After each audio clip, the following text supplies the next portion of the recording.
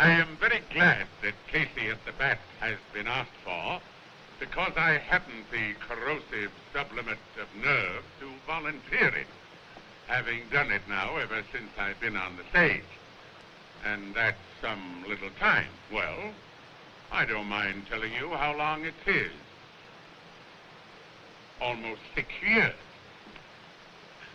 It's a very comforting reflection in connection with this recitation that if I should forget a line or two here or there, that most any one of you could prompt me. Now for the mock heroic. The outlook wasn't brilliant for the Mudville 9 that day. The score stood 4-2, with but one inning more to play.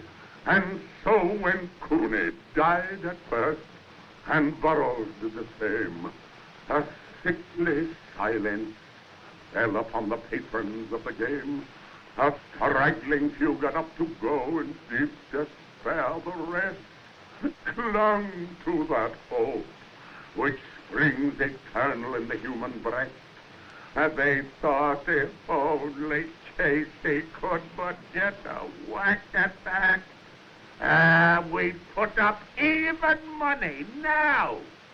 With Casey at the bat, but Flynn preceded Casey, as did also Jimmy Blake, and the former was a no-good, and the latter was a fake.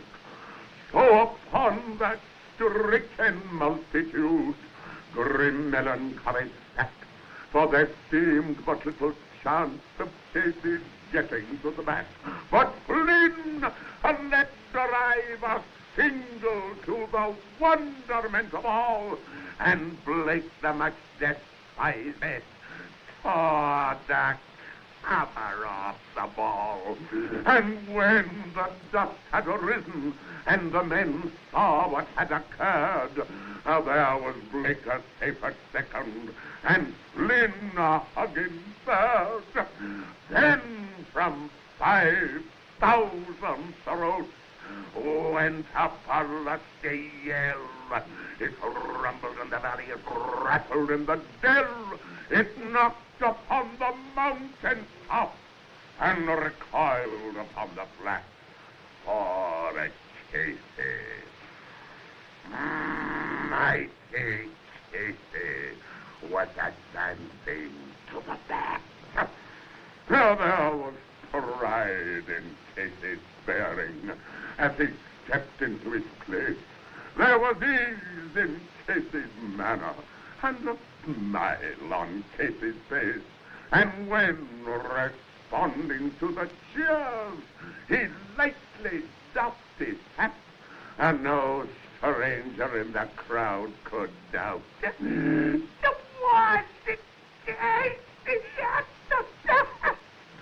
10,000 eyes were on him as he rubbed his hands with dirt. 10,000 hands applauded as he wiped them on his shirt.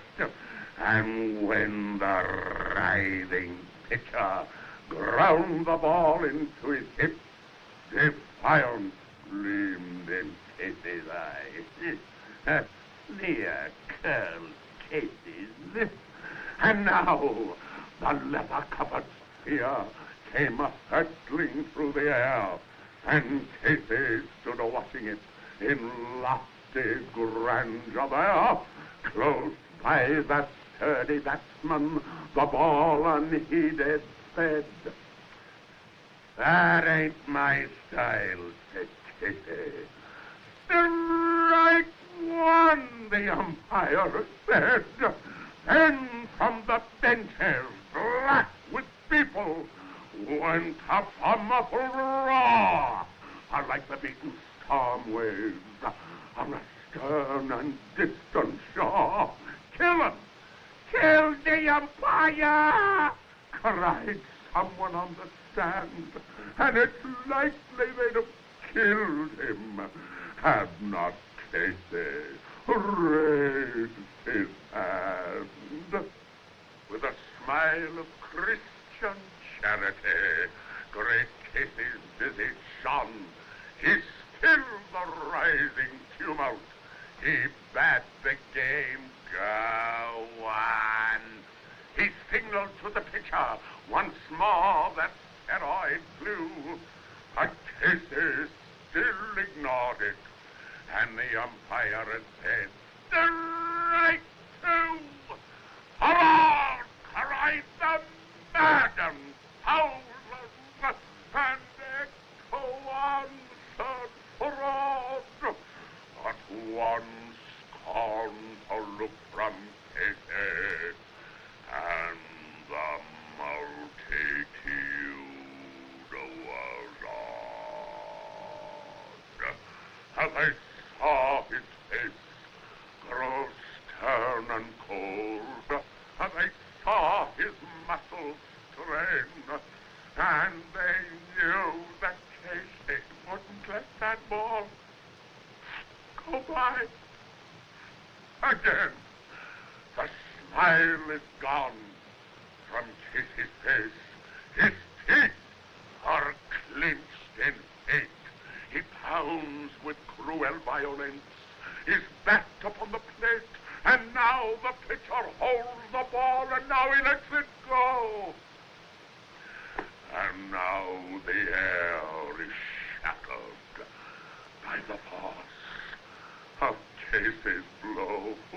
Oh, somewhere in this favored land, the sun is shining bright. Somewhere bands are playing. Somewhere are the light. Somewhere men are laughing, and somewhere children shout. But there is no joy in Mudville. Mighty Casey has struck out.